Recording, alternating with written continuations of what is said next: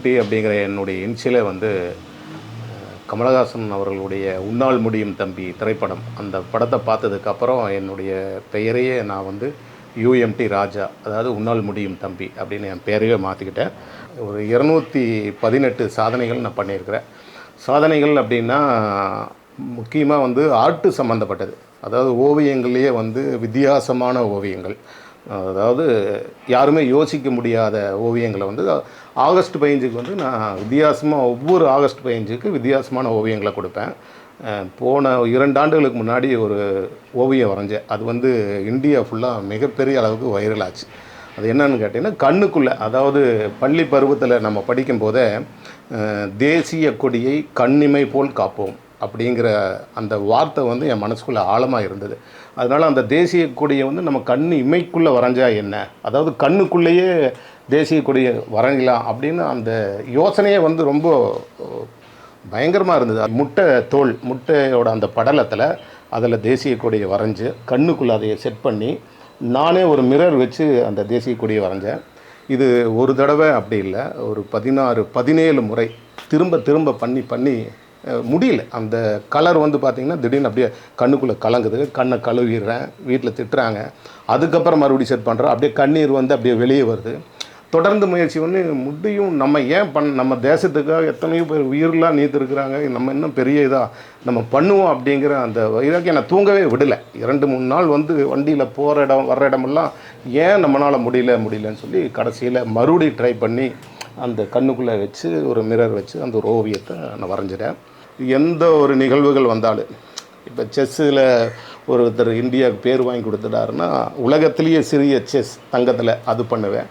அப்புறம் ஊசி முனைக்குள்ளே வந்து தேசிய கொடியை ஏந்திட்டு ஒரு இந்திய வீரர் இருக்கிற மாதிரி மணல் ஓவியம், தண்ணீரில் மேல் ஓவியம், பழங்களில் ஓவியம், கடுகில் ஓவியம், இப்படி வந்து வித்தியாசமான ஓவியங்களில் வரையதில் வந்து இன்றைக்கி எல்லாருக்குமே நான் தெரிகிற அப்படிங்கிற அளவுக்கு நான் வளர்ந்துருக்கிறேன். இப்போ ஓவியம்னு பார்த்திங்கன்னா, நான் வந்து முறையாகவே ஓவியமெல்லாம் பழகலை, எந்த ஒரு கிளாஸுக்கும் போகலை, எந்த ஒரு ஆசிரியர்கிட்டையும் நான் கற்றுக்கலை. நான் வந்து எனக்குள்ளேயே வந்து உன்னால் முடியும் தம்பி எம்எஸ் உதயமூர்த்தி அவர்களுடைய புத்தகங்களை நிறைய படிப்பேன். தன்னம்பிக்கை புத்தகம், ஹில்ஸ், எம்எஸ் உதயமூர்த்தி, நெப்போலியன், இவங்களுடைய காப்மேயர், இவங்களுடைய புத்தகங்களை நிறைய படிப்பேன். உனக்குள்ளேயே நிறைய திறமைகள் இருக்குது, உன்னை நீ யாருன்னு தெரிஞ்சுக்க அப்படிங்கிறது.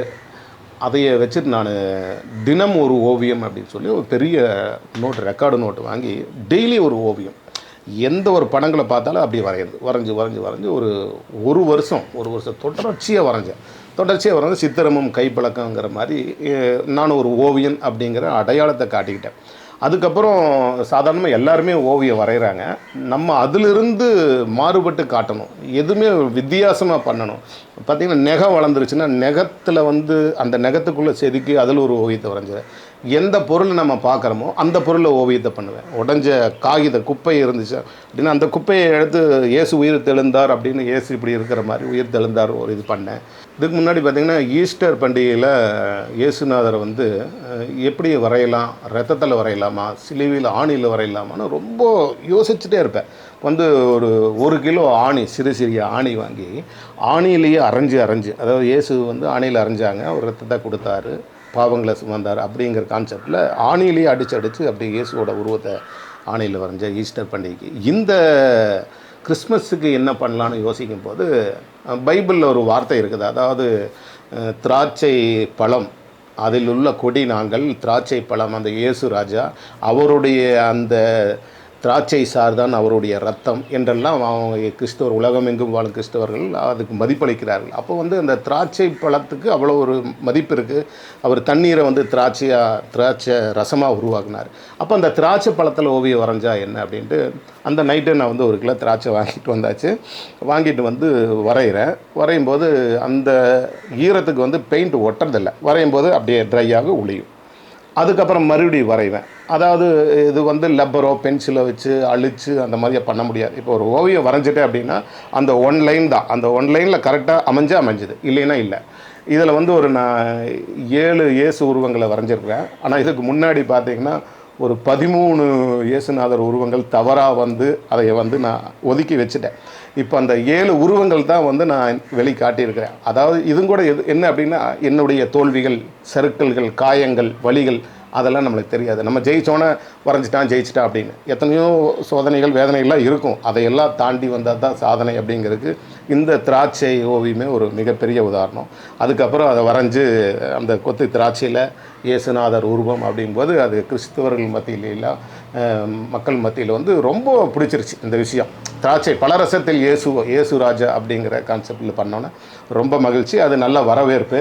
இதுக்கு வந்து டைமுன்னு பார்த்தீங்கன்னா, எனக்கு உண்மையில் அந்த டைமுங்கிறத நான் கவனிக்கவே வேண்டாம். அதிகாலை 3 மணிக்கு அப்படி யோசிக்கிறேன், என்ன பண்ணுவோம் அப்படிங்கும்போது 3 மணிக்கு எந்திரிச்சு ஃப்ரிட்ஜிலேருந்து ஒரு திராட்சை எடுத்து வரைகிற தப்பாகுது, மறுபடியும் வரைகிறது தப்பாகுது. 3 மணிலேருந்து 4, 5, 6, 7, 8 டியூட்டிக்கு போக மாட்டேன்.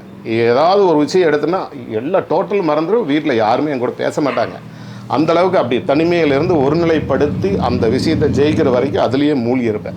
காலையில் அதிகாலை 3 மணிலேருந்து 11 மணி வரைக்கும் தொடர்ச்சியாக, அதாவது கடைசியாக வரைஞ்ச அந்த 7 ஓவியங்கள் வந்து ஒரு 2 மணி நேரத்தில் முடிஞ்சுன்னா, அதுக்கு முன்னாடி வந்து ஒரு 4 மணி நேரம் 4.5 மணி நேரம் ரொம்ப போராடி தான் இந்த ஓவியத்தை வரைஞ்சிருக்கிறேன்.